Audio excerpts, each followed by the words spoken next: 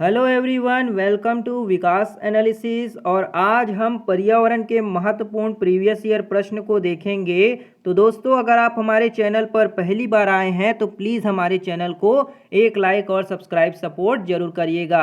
दोस्तों, ये जो प्रश्न है वो आपके प्रीवियस टीचिंग एग्जाम में पूछे जा चुके हैं और आने वाले एग्जाम के लिए बहुत इंपॉर्टेंट है, तो इन प्रश्न को आप जरूर से सॉल्व करिएगा। चलिए दोस्तों, इन प्रश्न को सॉल्व करते हैं।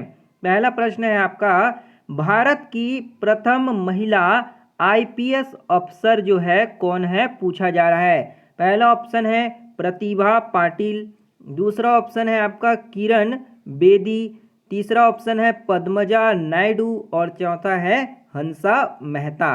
तो इन चारों में से कौन सा जो होगा आपका भारत की प्रथम महिला आईपीएस अफसर हो जाएगा, तो वो होगा आपका किरण बेदी, है ना। किरण बेदी जो है ये 1972 है ना, 1972 जो बैच था उसकी जो है आईपीएस ऑफिसर है ना। तो यहाँ पे आपका ऑप्शन नंबर बी आपका यहाँ पे करेक्ट आंसर हो जाएगा।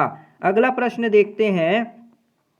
असम का प्रसिद्ध एक सींग वाले गेंडे वाला वन्य जीव अभ्यारण्य कौन सा है ना। असम में आपने देखा होगा कि असम में एक सींग वाला गेंडा जो है पाया जाता है, तो ये कौन सा वन्य जीव अभ्यारण्य है, ये पूछा जा रहा है। पहला ऑप्शन है मानस अभ्यारण्य है, दूसरा है गिर अभ्यारण्य जंगल है, तीसरा ऑप्शन है आपका कांजीरंगा और चौथा दिया है आपका कान्हा किसली, है ना। तो जो असम में एक सींग वाले गेंडे हैं वो वन्य जीव अभ्यारण्य इनमें से कौन सा हो जाएगा, तो इसका सही आंसर क्या होगा, तो वो होगा आपका कांजीरंगा, है ना। कांजीरंगा जो वन्य जीव अभ्यारण्य है यहाँ एक सींग वाले गेंडे के लिए प्रसिद्ध है। तो ऑप्शन नंबर सी आपका कांजीरंगा यहाँ पे आपका करेक्ट आंसर हो जाएगा। अगला प्रश्न देखते हैं। निम्नलिखित में कौन सा आग्नेय चट्टान का उदाहरण है, कौन सा जो होगा आग्नेय चट्टान है ना, इसका उदाहरण है आपको बताना है। पहला ऑप्शन है आपका बेसॉल्ट, दूसरा है चूना पत्थर, तीसरा ऑप्शन है स्लेट और चौथा दिया है आपका ग्रेफाइट। तो इनमें से कौन सा जो होगा आपका आग्नेय चट्टान का उदाहरण होगा, तो इसका सही आंसर क्या होगा, तो वो हो जाएगा आपका बेसॉल्ट, है ना। बेसॉल्ट जो होते हैं वो आग्नेय चट्टान के उदाहरण है ना। आग्नेय चट्टान जो होते हैं इनका निर्माण जो है ज्वालामुखी, है ना, ज्वालामुखी जो होते हैं उनसे निकलने वाले जो लावा है उनसे जो है बनाए हुए चट्टान को हम आग्नेय चट्टान के रूप में जानते हैं ना। इसके उदाहरण आप ये देख सकते हैं, बेसॉल्ट है, ग्रेनाइट भी जो होते हैं, है ना, याद रखिएगा ग्रेनाइट जो है ये भी आग्नेय चट्टान, और जो है पेग्मेटाइट है ना, पेग्मेटाइट ये भी आपके क्या है आग्नेय चट्टान के उदाहरण है। तो यहाँ पे आपका ऑप्शन नंबर ए बेसॉल्ट जो होगा करेक्ट आंसर हो जाएगा। अगला प्रश्न देखते हैं।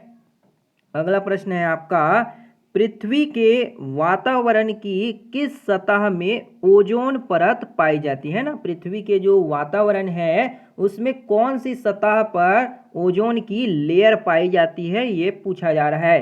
पहला ऑप्शन है आपका टोपोस्फियर, दूसरा ऑप्शन है आपका मीजोस्फियर, तीसरा है स्ट्रेटोस्फियर और चौथा है आपका आयनोस्फियर।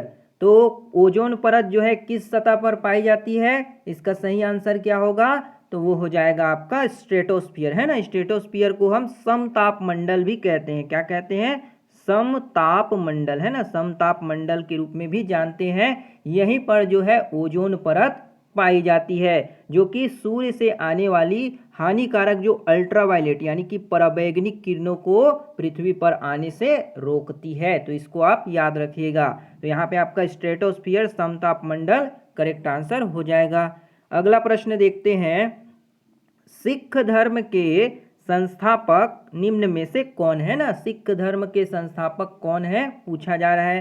पहला ऑप्शन है गुरु तेग बहादुर, दूसरा है गुरु अर्जुन देव, तीसरा ऑप्शन है गुरु गोविंद सिंह और चौथा है गुरु नानक देव।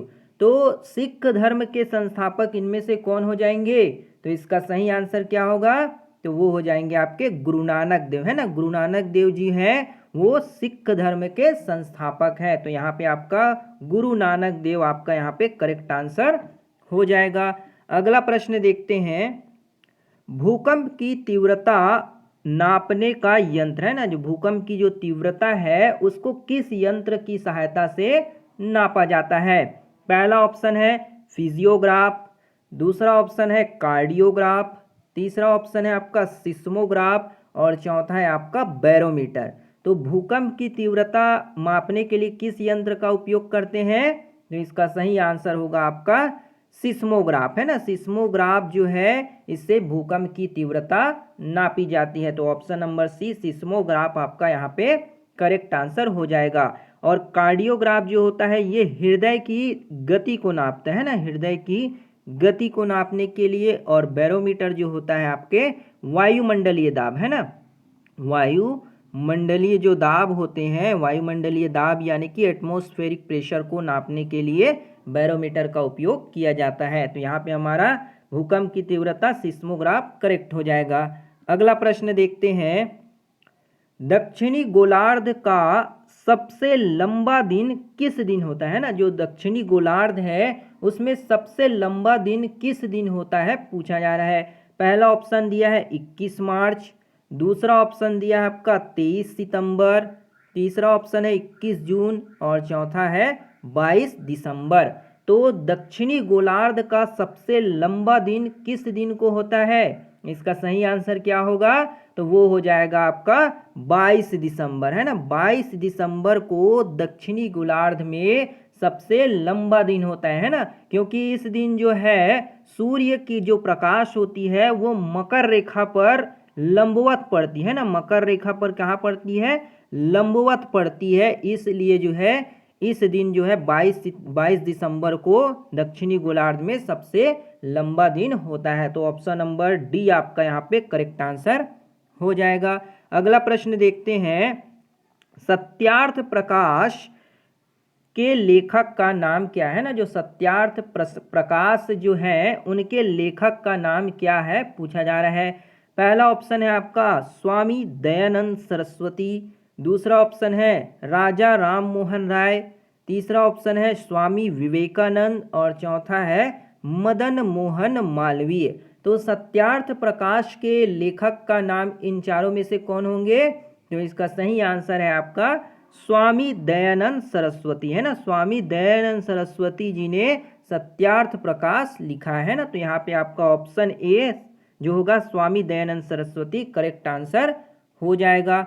अगला प्रश्न देखते हैं, बिहू भारत के किस राज्य का लोक नृत्य है ना। बिहू जो है एक लोक नृत्य है, तो किस राज्य का है पूछा जा रहा है। पहला ऑप्शन है राजस्थान, दूसरा है तमिलनाडु, तीसरा ऑप्शन है असम और चौथा है उत्तर प्रदेश। तो बिहू जो है भारत के किस राज्य का लोक नृत्य हो जाएगा इनमें से? तो इसका सही आंसर क्या होगा? तो वो हो जाएगा आपका असम, है ना। असम के लोग जो है बिहू नृत्य करते हैं ना। तो यहाँ पे आपका असम का जो लोक नृत्य है क्या है? बिहू आपका यहाँ पे करेक्ट आंसर हो जाएगा। अगला प्रश्न देखते हैं, खाद्य श्रृंखला के परस्पर समूह को कहा जाता है। खाद्य श्रृंखला के जो समूह होते हैं उनको हम क्या कहेंगे? पहला ऑप्शन है खाद्य चक्र, दूसरा है खाद्य जाल, तीसरा ऑप्शन है आपका खाद्य श्रृंखला अभिक्रिया और चौथा है बायोमास का पिरामिड।